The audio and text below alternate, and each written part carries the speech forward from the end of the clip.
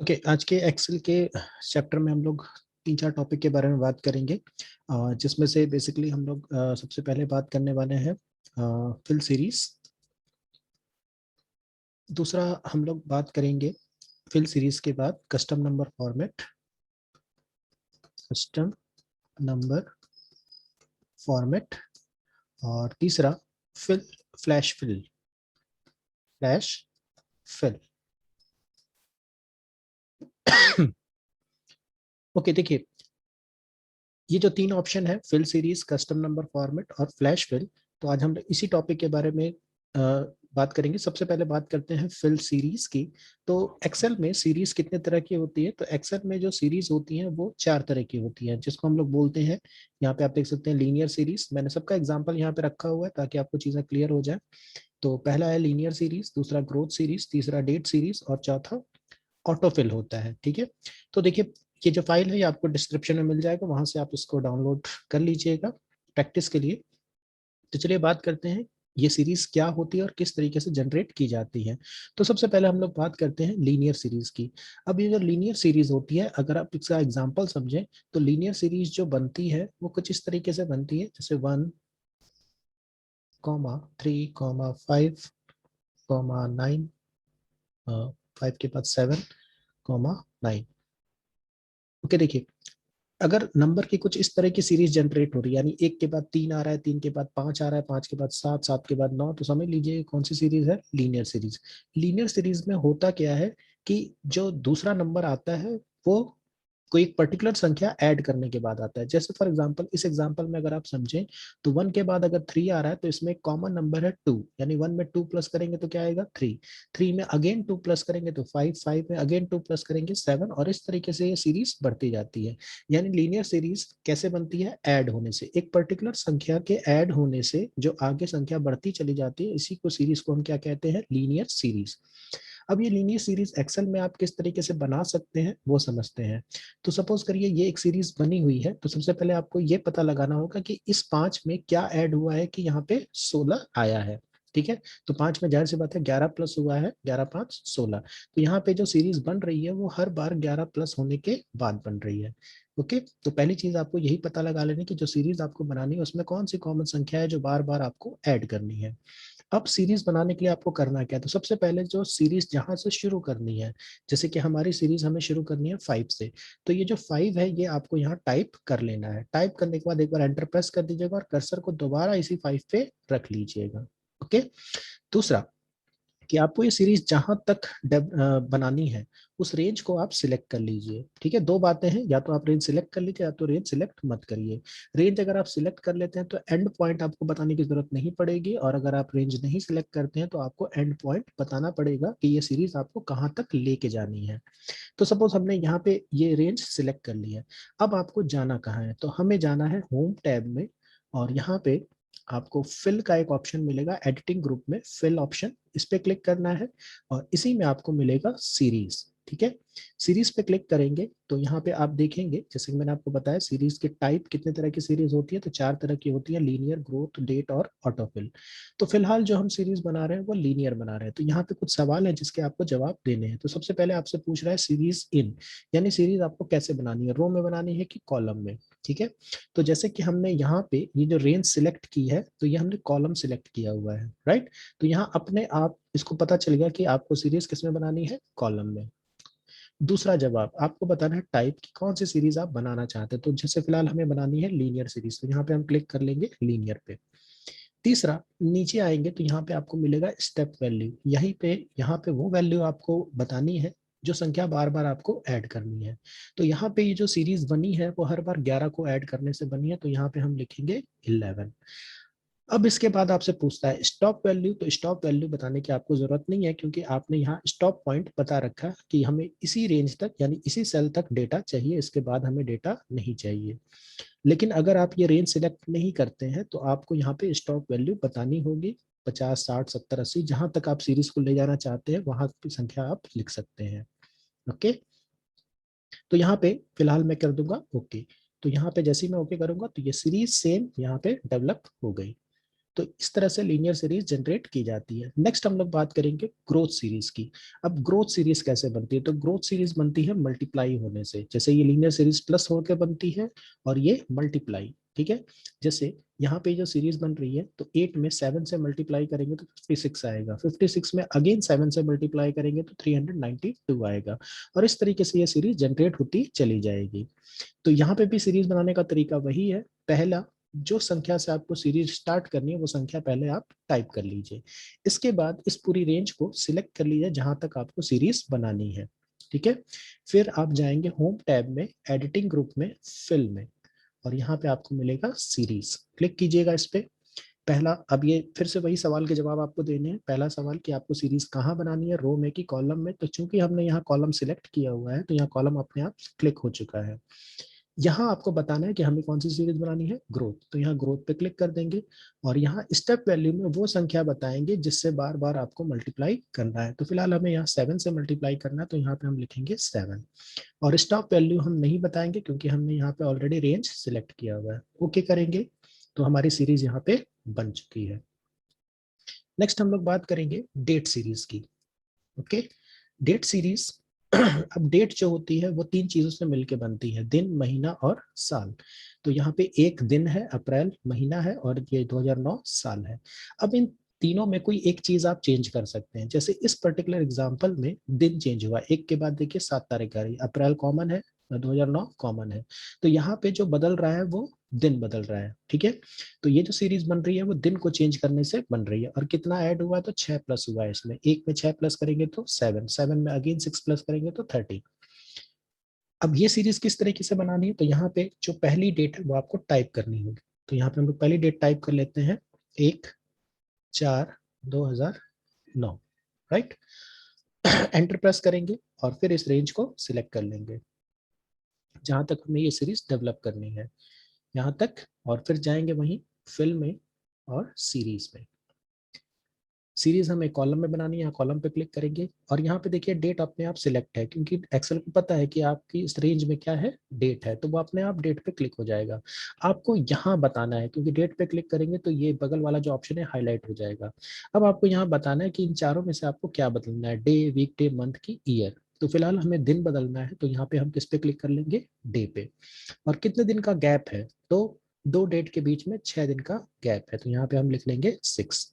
और stop value में आप लास्ट डेट लिख सकते हैं, लेकिन फिलहाल हमने यहाँ पे रेंज बता रखी है तो आपको बताने की जरूरत नहीं है। ओके कर देंगे तो यहाँ पे ये सीरीज बन जाएगी। डेट सीरीज का एक और एग्जांपल समझते हैं। यहाँ पे देखिए 5 अगस्त 2010 है और यहाँ 5 नवंबर है, यानी कि यहाँ पे क्या बदल रहा है, मंथ बदल रहा है। अगस्त के बाद सितंबर, अक्टूबर, नवंबर, यानी 3 महीने का यहाँ पे गैप है, राइट। तो इस सीरीज को बनाने के लिए, पहली सीरीज बनाने के लिए पहली डेट आपको लिखनी पड़ेगी। तो यहाँ पे लिख लेते हैं 5 अगस्त और 2010, और इस रेंज को सिलेक्ट करेंगे और जाएंगे यहीं फिल, सीरीज। सीरीज हमें कॉलम में बनानी है, डेट बतानी है। अब यहाँ पे देखिए हमें मंथ बदलना है, तो यहाँ पे किस पे क्लिक कर लेंगे, मंथ पे। ओके, और यहाँ पे बताएंगे कितने महीने का गैप है, तो यहाँ पे हमारा 3 मंथ्स का गैप है, तो यहाँ पे हम लिख लेंगे 3 और ओके कर देंगे। तो यहाँ पे हमारी ये सीरीज मंथ की सीरीज बन गई। तो इस तरीके से आप ईयर की सीरीज भी डेवलप कर सकते हैं। नेक्स्ट हम लोग बात करते हैं एक और टॉपिक जो हमें पढ़ना है, छोटा सा टॉपिक है, कस्टम लिस्ट। अब ये कस्टम लिस्ट क्या होता है? तो कस्टम लिस्ट सिंपल सा ये होता है कि जैसे मान लीजिए कि हम एक्सेल में, जैसे मैंने आपको पहले बताया था, जनवरी आप लिख के अगर आप ट्रैक करेंगे तो फरवरी, मार्च, अप्रैल अपने आप आ जाता है। इसी तरह संडे लिखेंगे तो मंडे, ट्यूसडे, वेडनेसडे अपने आप आ जाता है। तो ये ऐसा क्यों आता है? क्योंकि एक्सेल में ये जो कस्टम लिस्ट है, यहाँ पे ये चीजें ऐड रहती हैं, तो यहाँ पे आप अपनी भी कोई लिस्ट जो है यहाँ पे ऐड कर सकते हैं, राइट। तो कहाँ से ऐड होते हैं? हम चाहते हैं कि जैसे हम यहाँ पे माउस लिखें और ये बटन से ऐसे ड्रैग करें तो ये सारे नाम ऑटोमेटिक आ जाए। नॉर्मली ये नहीं आएगा, जैसे हम यहाँ पे लिखते हैं माउस, ओके, और माउस लिख के हम चाहे कि हम इसको ड्रैग कर दें और ये सारे नाम ऑटोमेटिकली रिपीट हो, तो ये रिपीट नहीं होंगे हर बार आपका। अच्छा लग रहा है कस्टम लिस्ट में ये डिफाइंड है, इसीलिए ये यहाँ पे आ रहा है, ठीक है। तो चलिए चेक कर लेते हैं कि बस कस्टम लिस्ट में ये डिफाइंड है कि नहीं है।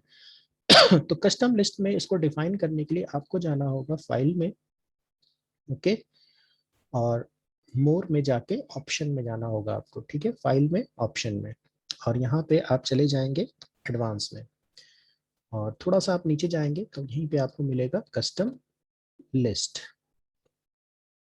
थोड़ा सा आपको नीचे जाना पड़ेगा,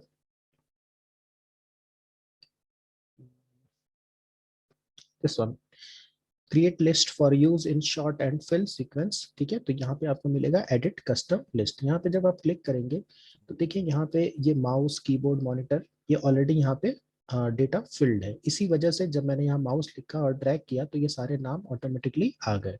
तो आपको यहाँ पे एंट्री करनी किस तरीके से, तो मैं यहाँ पे एग्जांपल के तौर पे आपको बता देता हूँ कि लिस्ट एंट्री यानी कि कोई नई एंट्री अगर आप डालना चाहते हैं तो यहाँ पे आप वो सारे नाम टाइप करेंगे। जैसे हमारा पहला नाम है माउस, और दो नामों के बीच में आपको लगाना है कॉमा, ठीक है, और कोई स्पेस वगैरह आपको नहीं देना है। फिर कीबोर्ड है, ओके, कॉमा, फिर है आपका मॉनिटर, ओके, फिर है आपका स्कैनर, फिर मदरबोर्ड, और फिर है प्रिंटर, ठीक है।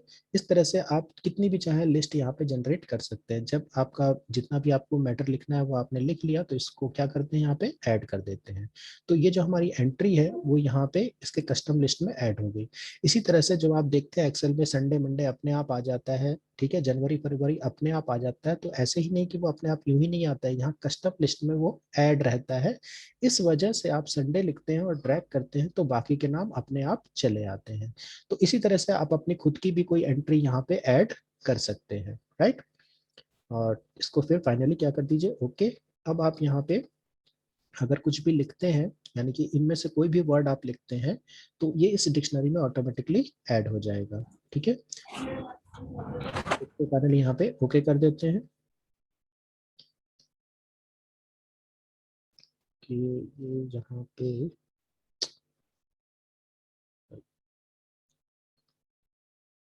हेलो,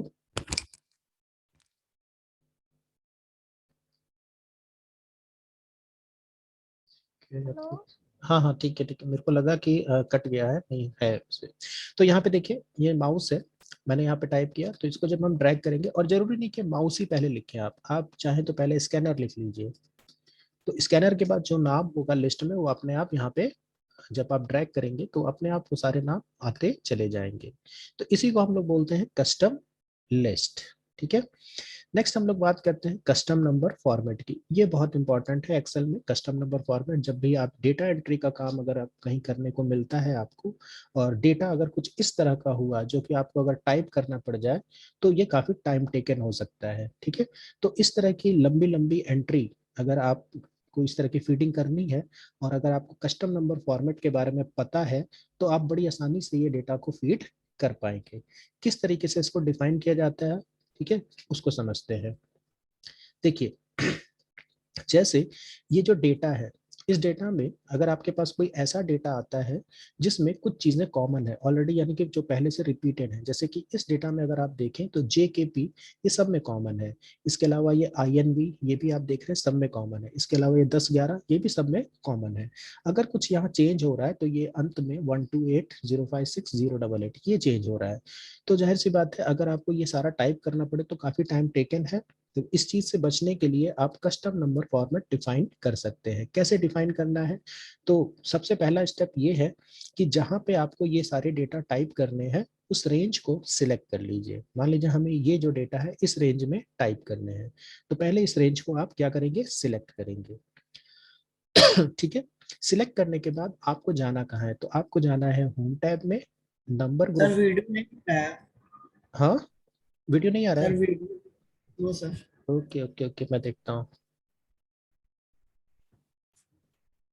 कि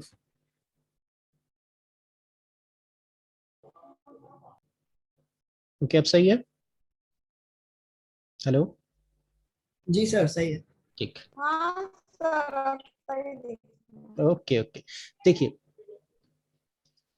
सबसे पहले आपको ये रेंज सिलेक्ट करनी है जहाँ पे ये डेटा आपको टाइप करना है, उस रेंज को सिलेक्ट कर लीजिए। सिलेक्ट करने के बाद आपको जाना है होम में, नंबर ग्रुप में, और ये जो डायलॉग बॉक्स लॉन्चर आपको दिख रहा है इसको आपको प्रेस करना है, या फिर आप शॉर्टकट की प्रेस कर सकते हैं कंट्रोल के साथ 1, राइट।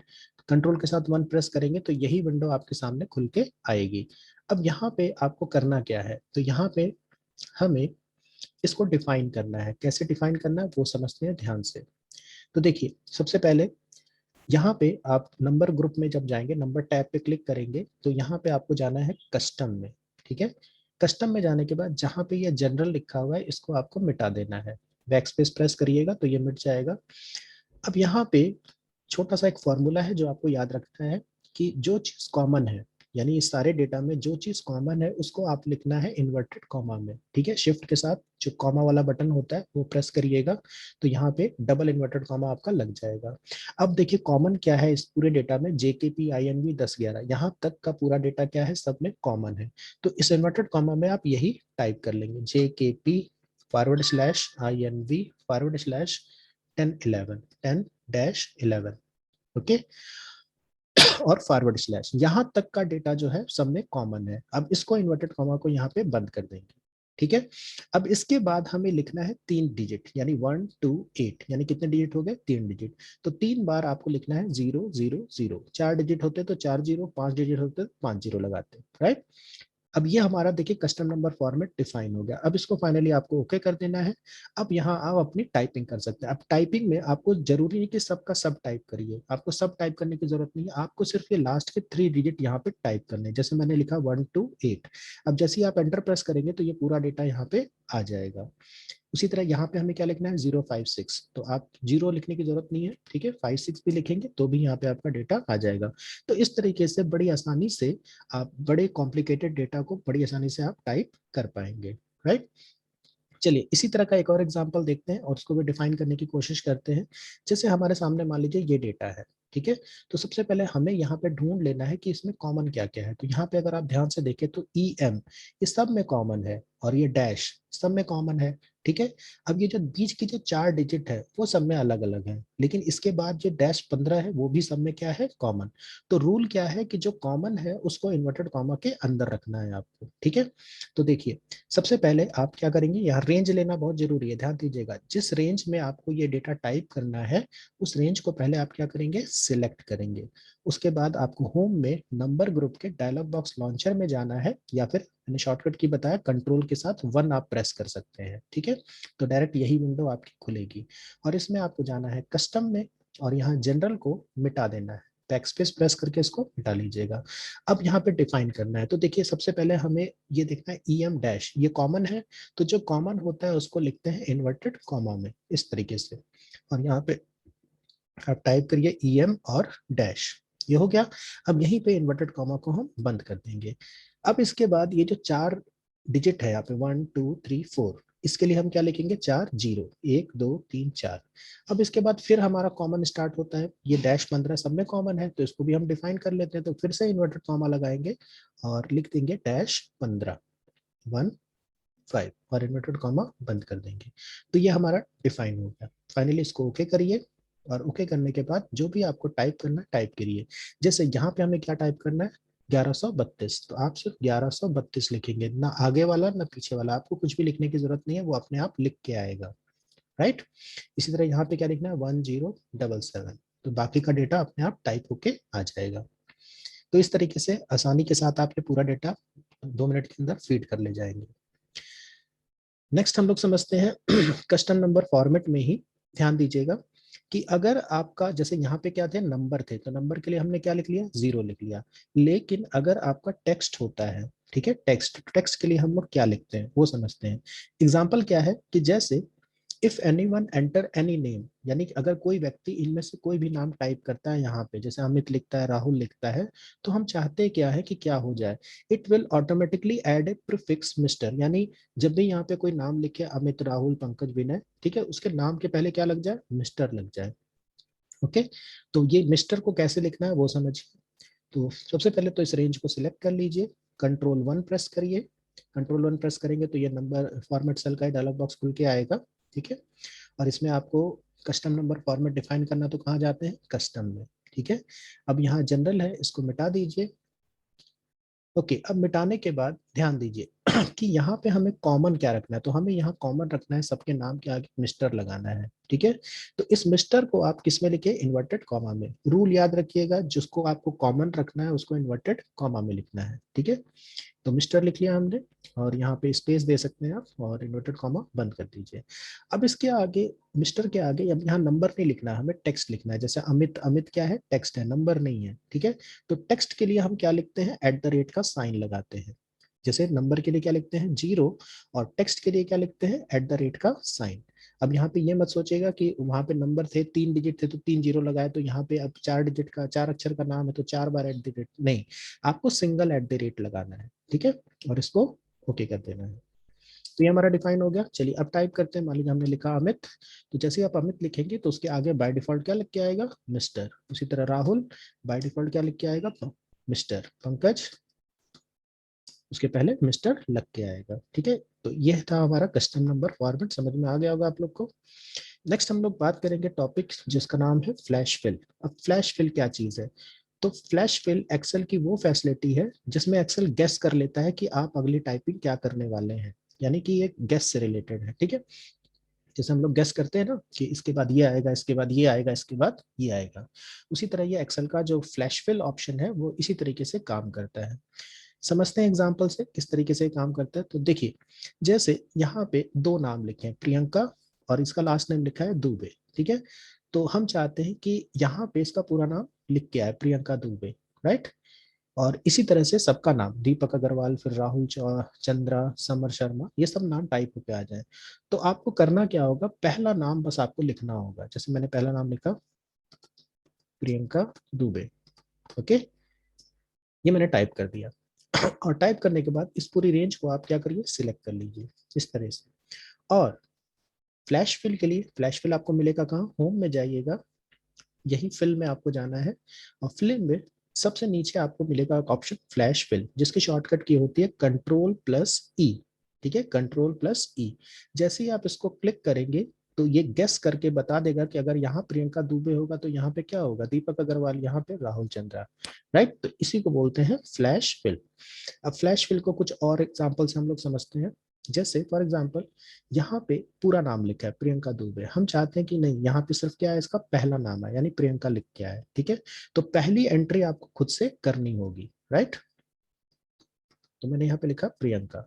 अब इसको बस आपको रेंज को सिलेक्ट करना है, और शॉर्टकट की क्या थी फ्लैश फिल की, कंट्रोल के साथ ई। तो जैसे ही कंट्रोल ई दबाएंगे तो देखिए सारे नामों का फर्स्ट नेम यहाँ पे आ गया। इसी तरह यहाँ पे हम क्या चाहते हैं, लास्ट नेम आ जाए, तो हमने लिख दिया दुबे। बाकी की एंट्री वो अपने आप गेस करके ला देगा, बस आपको क्या प्रेस करना है, Ctrl+E। कुछ और एग्जांपल देखते हैं फ्लैश फिल के। अब देखिए फ्लैश फिल सीधे भी काम करता है, उल्टा भी काम करता है, रिवर्स ऑर्डर। रिवर्स ऑर्डर का मतलब हम चाहते हैं पहले दुबे लिखे फिर प्रियंका लिखे, राइट। तो यहाँ पे आप उसी तरह से बस टाइपिंग करिए, यानी पहले क्या लिखिए, दुबे, ओके, और फिर प्रियंका। तो ये समझ जाएगा और ये सबको रिवर्स ऑर्डर में लिख देगा। देखिए, इसको रेंज को सिलेक्ट कीजिए और कंट्रोल के साथ ई दबा दीजिए, तो देखिए सबका नाम इसने रिवर्स ऑर्डर में लिख दिया।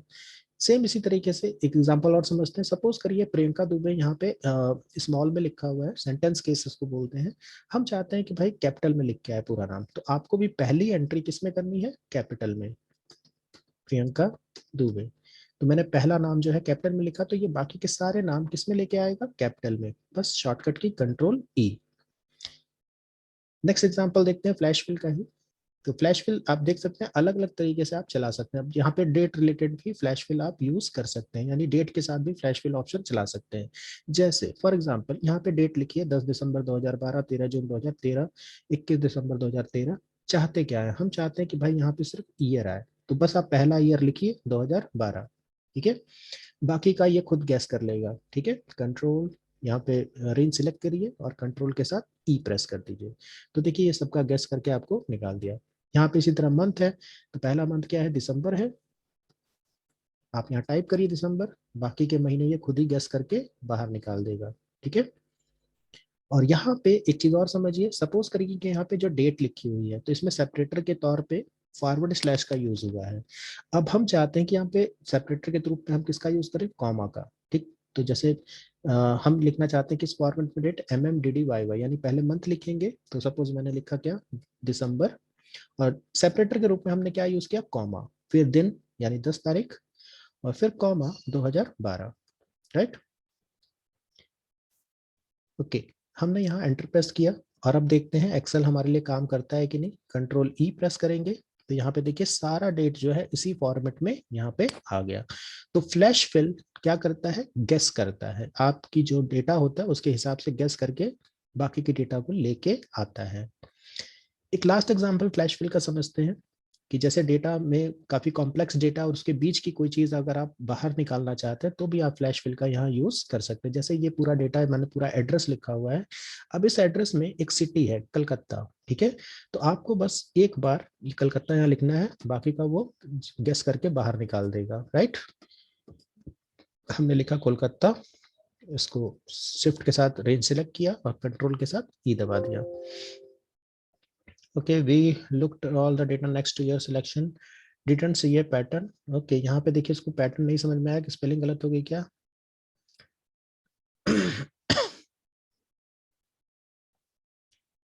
अच्छा,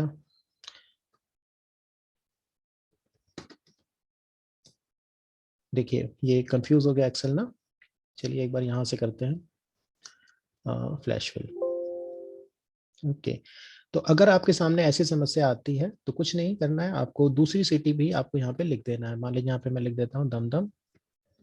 ओके, और अब एक बार फिर से फ्लैश फिल चलाते हैं, कंट्रोल ई।